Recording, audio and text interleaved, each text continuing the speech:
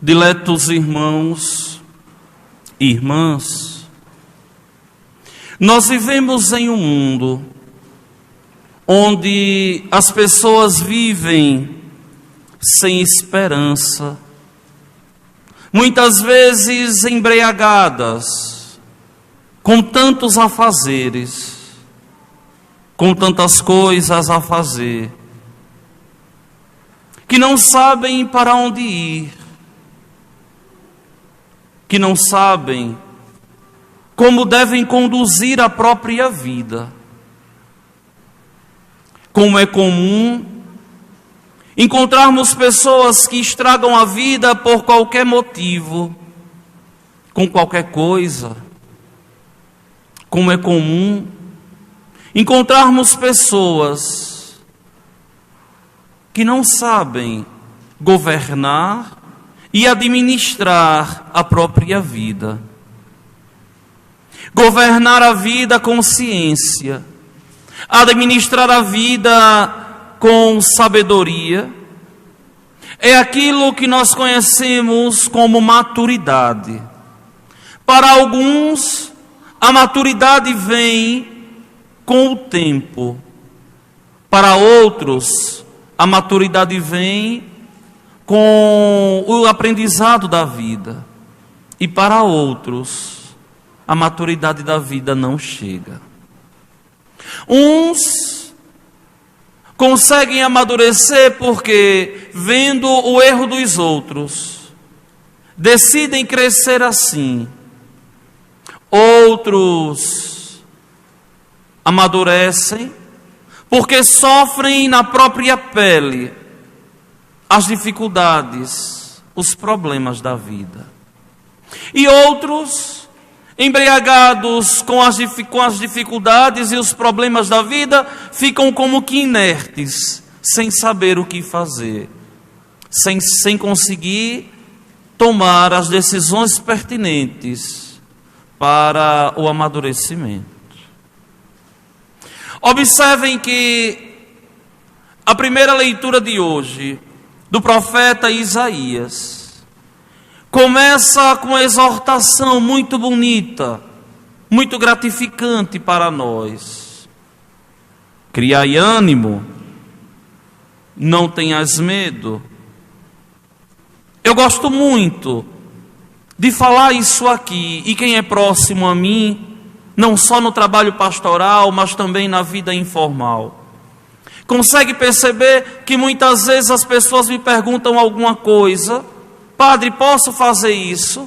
E tranquilamente eu respondo assim: ânimo.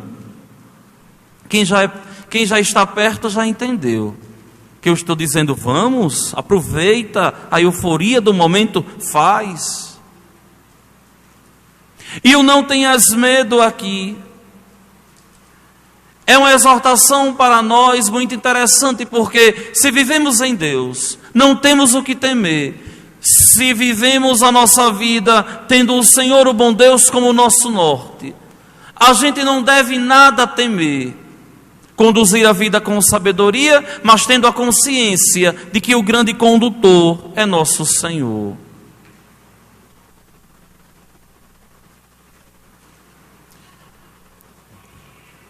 A cidade de São Paulo tem um lema muito bonito. Se vocês, pelo menos nos anos que eu morei lá, até 2010, eu via no brasão da cidade de São Paulo, nos coletivos, o lema da cidade: Ducor non ducor. Conduzo, não sou conduzido. Esse lema da cidade de São Paulo não se aplica para a vida do cristão. Por quê? Porque nós conduzimos a nossa vida em Deus. É Deus quem nos conduz. E que quem quer ser feliz deve aprender a tomar as decisões da vida em comunhão com Deus. E vejam, meus queridos irmãos e minhas irmãs, que quando nós olhamos aqui o Evangelho de hoje, nós vemos essa realidade muito latente, muito presente. Nosso Senhor ali, na região de Tiro, passa por Sidônia, continua até o mar da Galileia, atravessa a Decápole, atravessa a grande cidade. E apresentam a ele um homem surdo, que falava com dificuldade. Vocês sabem que a pessoa é muda porque surda. A pessoa é surda, por isso não consegue falar. Se escutasse, falaria. Como não escuta, não fala. Quem escuta muito pouquinho desde criança, não aprende a falar quase nada. E aqui nosso Senhor recebe a visita desse homem, conduzido pela multidão. Jesus ali entendeu o que é que eles querem. Querem que nosso Senhor imponha as mãos sobre aquele homem, que abençoe aquele homem, e que a bênção de Jesus atue de uma forma milagrosa, e aquele homem pudesse voltar ou escutar para falar. Só que é interessante porque nosso Senhor, minha gente, é muito elegante, é fino, é discreto. Nosso Senhor não gosta de espetáculos. Deus prefere uma vida de discrição, uma vida totalmente discreta, sem chamar atenção. Nosso Senhor nunca atraiu multidões fazendo milagres. Nunca fez milagres para atrair multidões. Sempre fez milagre para fomentar a fé. E aqui, a revelia da vontade daquele povo que gostava de espetáculo. Porque, olha, o homem odierno, o homem do século 21 que somos nós, não é diferente do homem dos tempos de antanho, dos tempos de Jesus Cristo, do século I. Tanto aquele povo gostava de show e de espetáculo, como o homem de hoje também gosta de show e de espetáculo. Olhem que a gente não tem, graças a Deus, na cidade, certas baixarias de rua. É uma das coisas que eu acho absurdamente preciosas de nossa cidade. Mas quando acontece qualquer coisinha que fugiu da normalidade, a gente não sabe de onde apareceu gente. A rua enche. O povo gosta de show. Sempre gostou de espetáculo. E é contra isso que Jesus combate. Olhem que ele vai curar esse homem aqui. Ele está começando a sua vida pública, está começando os seus milagres, muitos outros milagres virão. E ele aqui chama aquele homem no cantinho. Ele vai no cantinho ali totalmente recostado, diante do olhar dos curiosos. E lá, nosso Senhor toca nos ouvidos daquele homem, cospe e com a saliva toca na língua daquele homem. E aquele homem ali começa a escutar e a falar sem dificuldades. Olhem que as palavras que Jesus diz, para nossa alegria, Mateus traduz, ou melhor, Marcos traduz e coloca o significado para nós. O que é que Jesus diz? Éfata. E a explicação nos vem de Marcos: abre-te. Meus irmãos, esse surdo aqui, ele representa a minha pessoa, representa vocês. Vejam quantas vezes nós, católicos cristãos, temos essa atitude de surdez. Quantas vezes nós somos surdos, sabemos o que devemos fazer e não fazemos. Quantas vezes nós cristãos escutamos com desenvoltura a palavra de Deus, mas a palavra como que encontra uma barreira nos nossos tímpanos e não consegue chegar ao caminho do nosso coração.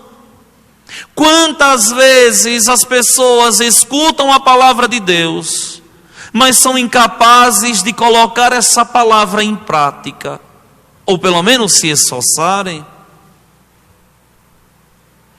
Esse surdo aqui sou eu, que muitas vezes sou tentado a fazer da palavra de Deus algo efêmero. Sou chamado a fazer da mensagem de Deus algo totalmente periférico, jogado à margem da minha vida, onde eu deveria, enquanto cristão batizado, deixar que a palavra de Deus rompa a minha surdez e comece escutando a palavra de Deus e me esforçando para colocar em prática. Esse gesto do éfata que nosso Senhor faz aqui com o surdo-mudo é um gesto que ele até hoje ainda perdura na igreja. Eu não faço esse gesto. É um gesto facultativo do batismo. Tem 2 gestos na celebração do batismo que eu não faço. São 2 gestos facultativos. Nunca fiz. O primeiro é a simbologia de assoprar no ouvido da criança e dizer as mesmas palavras, éfata. Até hoje isso acontece na igreja. E o segundo gesto é pegando um punhado de sal, colocar na boca da criança e dizer, lembra-te que tu és sal da terra. Eu não faço esses 2 gestos. É facultativo. Quando eu estava me organizando para celebrar os primeiros sacramentos da minha vida, eu não julguei que seria pertinente fazer isso. Mas se vocês forem em algum batismo e o padre fizer isso, está totalmente correto. Como é facultativo, pode se fazer ou não. Se fizer, está correto. É uma das poucas coisas que eu não faço. E esse gesto aqui tem muito a nos dizer. Porque é preciso, minha gente, romper de verdade essa surdez. É preciso que nós cristãos sejamos dóceis a escutarmos a palavra de Deus. E quantos de vocês não guardam a palavra no coração? Por exemplo, se eu chegasse para vocês aqui e perguntasse assim: quem de vocês lembra do evangelho do domingo passado? Será que alguém lembraria e dizia assim, padre, eu lembro?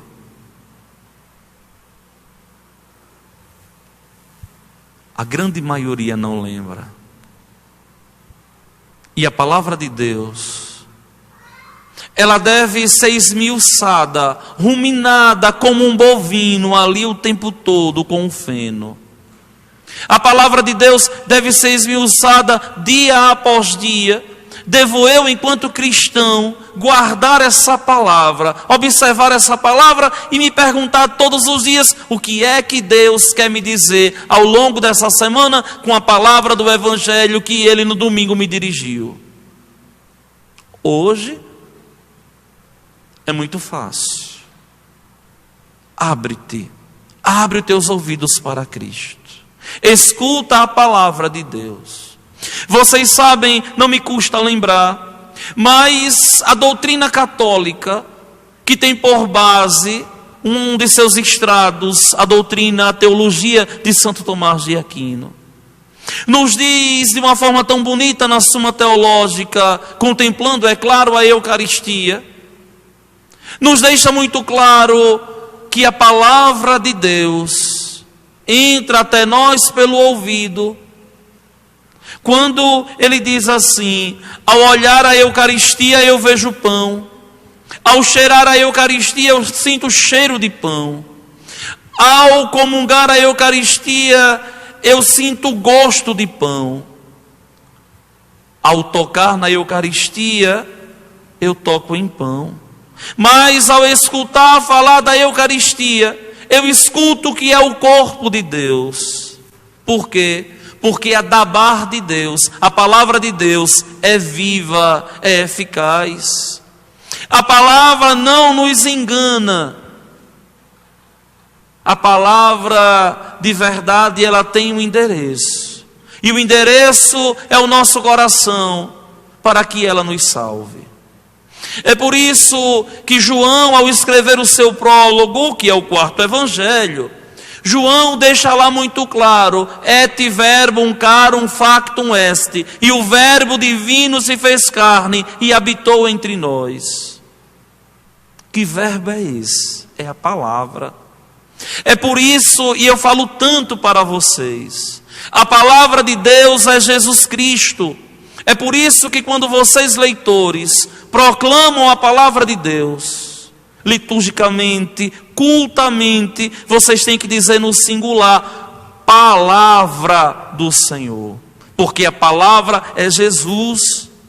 Não existe mais de uma palavra, existe uma só. A palavra é Jesus. Eu achei tão engraçado, porque uma pessoa me questionava, eu estava assistindo a missa em algum lugar, aí me disse assim: padre, por que na paróquia de Gambeleiras o senhor não comemora no mês de setembro o mês da Bíblia? A Bíblia não entra nas missas aos domingos. E eu disse assim: aí é que você engana. Todos os domingos a palavra de Deus entra solenemente na minha procissão de entrada. Vai lá o segundo leitor a conduzir o livro dos Evangelhos, que é o coração de todas as Sagradas Escrituras, a nos dizer que a palavra de Deus é quem dá norte à nossa vida. Na nossa paróquia não é um mês dedicado à Bíblia, são todos os domingos. A palavra de Deus aqui na nossa paróquia, ela é venerada, porque vocês sabem que se existe uma pregação exaustivamente bíblica há 10 anos e 7 meses que vocês escutam, é essa bendita pregação dominical desse padre que fala tanto e não cansa. Pregação bíblica, a explicar a vocês a palavra de Deus, que é para nós cristãos a palavra do próprio Jesus Cristo.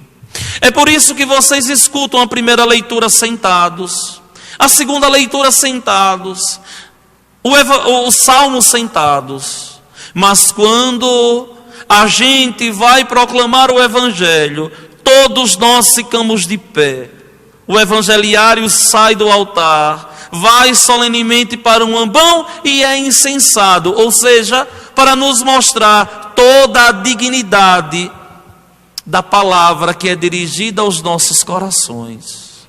É por isso que a igreja nos convida a nos alimentarmos da mesa da palavra, da mesa da Eucaristia.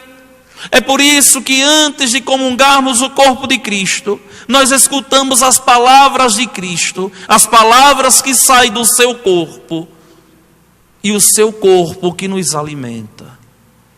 Minha gente, se existe um lamento que eu faço na fé católica, é o lamento de vocês ainda não aprenderem a rezar a palavra de Deus, a meditar a palavra de Deus, a tratar com decoro, com decência, com dignidade as Sagradas Escrituras. A Sagrada Escritura não é um livro, não é de modo algum um livro. A verdadeira Sagrada Escritura é uma pessoa, Jesus Cristo. É a palavra que se faz carne. É a palavra de Deus que é personificada, Jesus Cristo. É por isso que quando ele pega num sábado ao entrar na sinagoga, e nós vimos isso por esses dias, ele pegando o rolo da palavra de Deus, ele proclama o trecho de Isaías e senta e diz assim: olha, que hoje essa palavra se cumpriu, está se cumprindo agora. Eu sou a realização da promessa do Pai. Eu sou a realização da promessa eterna do Pai. Eu sou a nova e eterna aliança. Não existe outra. E vejam que não existe nenhum sacramento na igreja que é celebrado sem primeiro ser proclamado, nem que seja um pequeno trecho da palavra de Deus. Por quê? Porque é a palavra de Deus que nos dá o norte.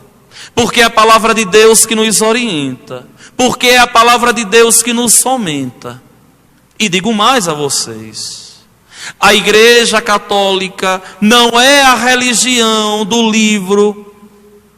A Igreja Católica é a religião do encontro com uma pessoa, Jesus Cristo.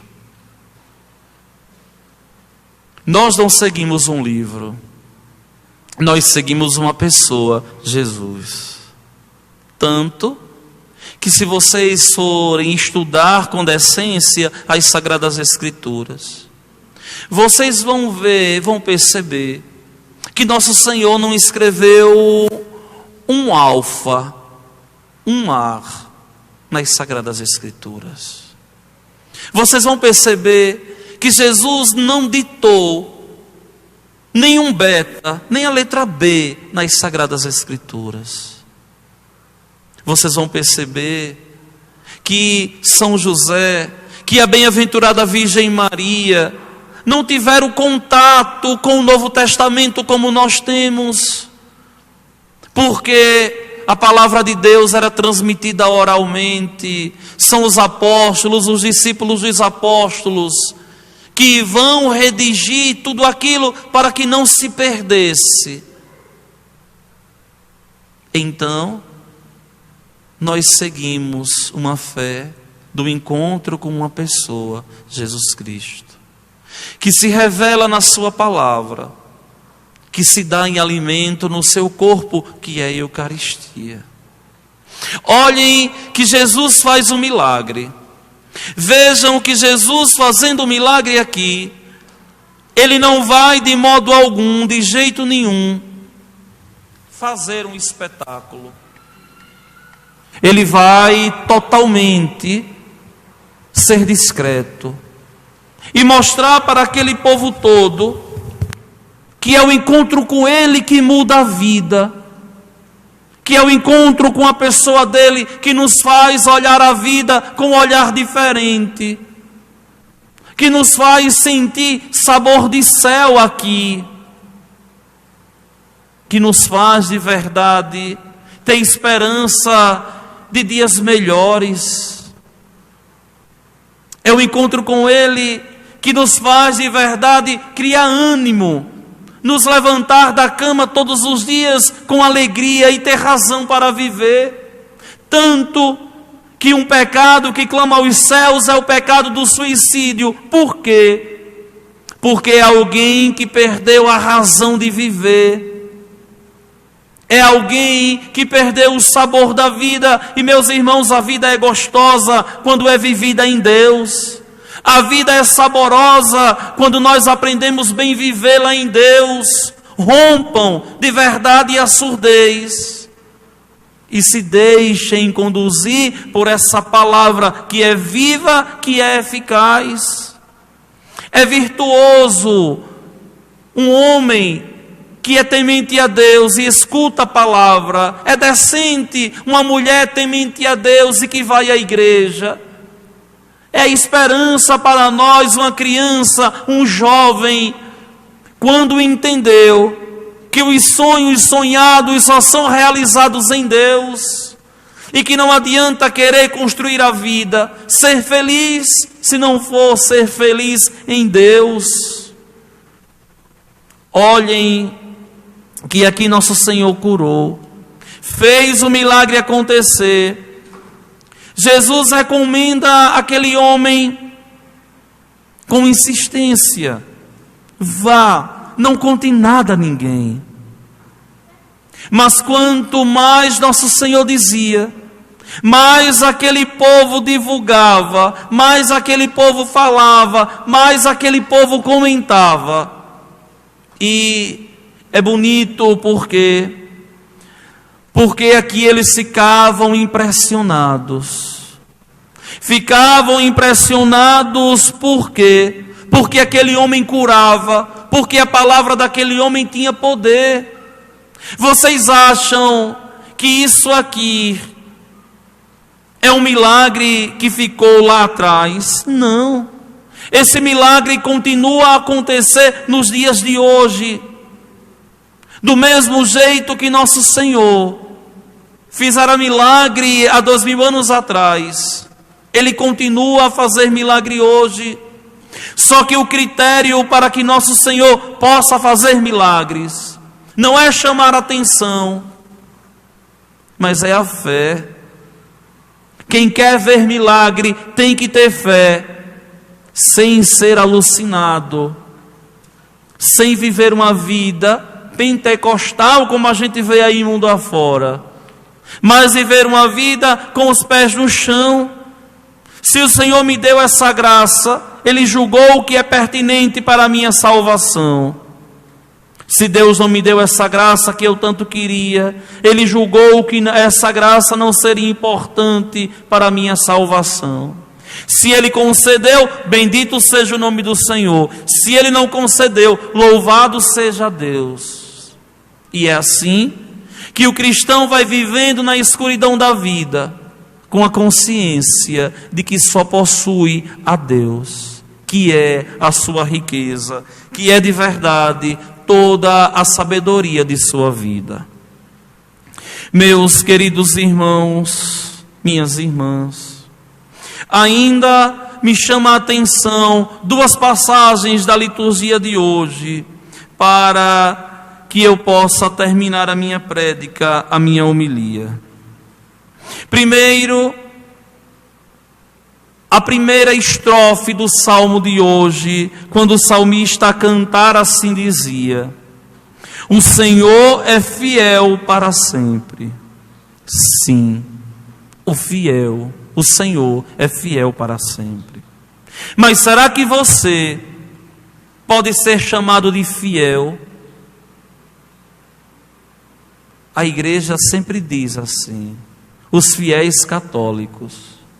Mas muitas vezes, ao contemplarmos a comunidade cristã, nós poderíamos dizer tranquilamente assim: os infiéis católicos, os infiéis cristãos.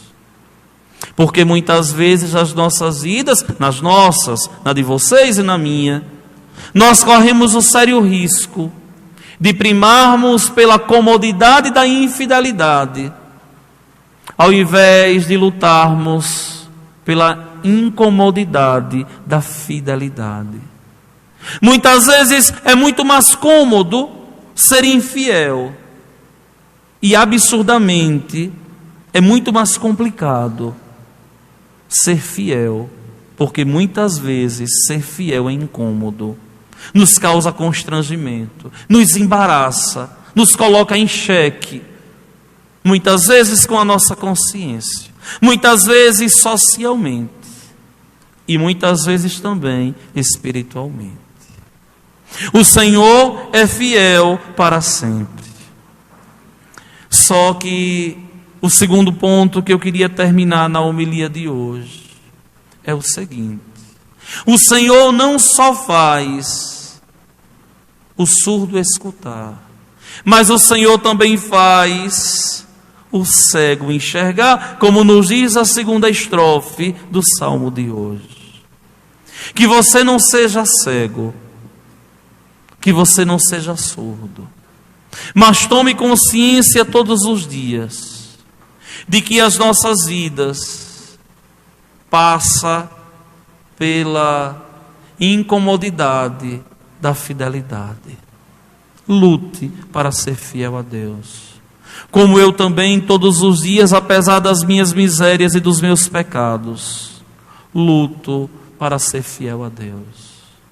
Não ache um peso o sacerdote obrigar as crianças e os jovens a virem à igreja para a Santa Missa, mas veja isso como uma oportunidade da criança crescer e chegar ao céu.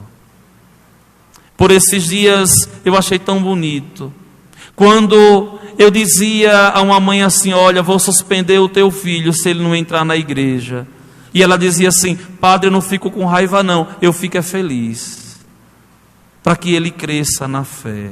E é isso mesmo, minha gente. Quem nós amamos, nós devemos colocar no caminho da fé, mesmo que enquanto criança, sugestionada, sendo obrigada a vir à missa, para despertar e criar o hábito de entender que o domingo é o dies Domini, que o domingo é o dia do Senhor, que o domingo é o dies Ecclesiae, que é o dia da igreja, que o domingo é o dies Homini, que é o dia do homem, que o domingo é o dia de Aaron, que é o dia dos dias, ou seja, é o dia mais importante. E que uma semana sem a missa é uma semana sem Deus. Que uma semana sem a Eucaristia é uma semana fadada ao fracasso, à miséria e ao sofrimento.